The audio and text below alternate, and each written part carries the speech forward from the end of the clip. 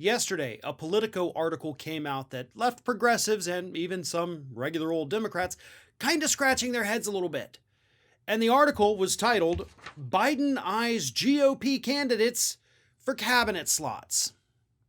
And it goes on to explain how his transition team is, vetting people like Meg Whitman, John Kasich, Jeff Flake, Charlie Baker, Charlie Dent, all of these, never Trump Republicans, some of whom actually, as we talked about at the time, got speaking slots at the DNC.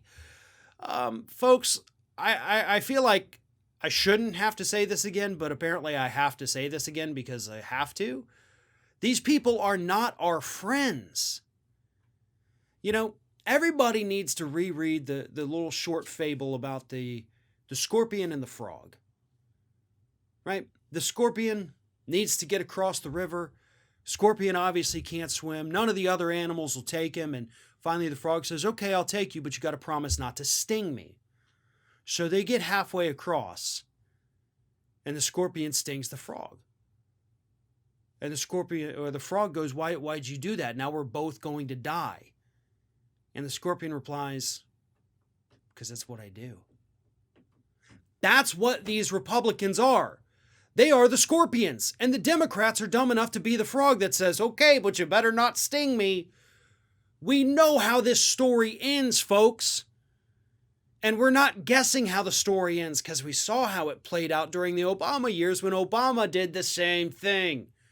I don't know if you've heard of a guy named James Comey, who Obama put in power. Yeah, Republican. He thought, hey, I'm going to reach across the aisle, bring in this nice Republican guy. Surely this isn't going to have massive implications that's going to forever alter the history of the United States. Surely not going to happen, right?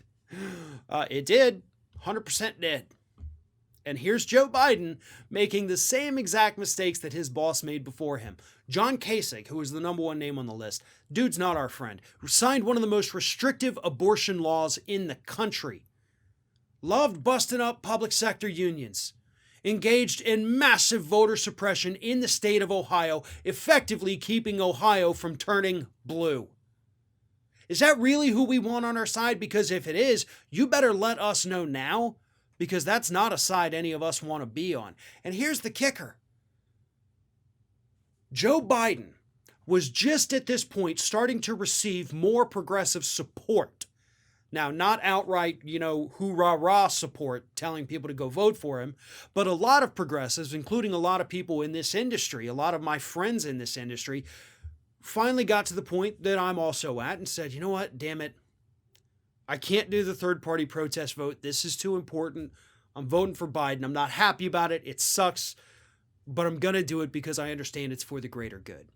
I had seen a lot of people come out recently and say things like this. Mike Figueredo of the Humanist Report put out a beautifully written series of tweets explaining this exact thought process. And it's the same one that I have. It's the same one that so many others on the left have. Ben Dixon, Jeff Waldorf. We're all kind of on the same page. None of us like the guy. None of us think that we're going to have any kind of huge progress under him, but it's sure as hell better than the alternative. And then here, Biden turns around and says, hey, thanks for your support, new progressive friends. I'm going to dig the knife in a little bit deeper on you and appoint a bunch of Republicans while continuing to ignore progressives and progressive values that are actually supported by a majority of people in this country. That's what we're dealing with. If they keep this up, they may not have as much progressive support as they think. And in the end, they're going to be a bunch of frogs left with that deadly scorpion on their head, drowning in the river.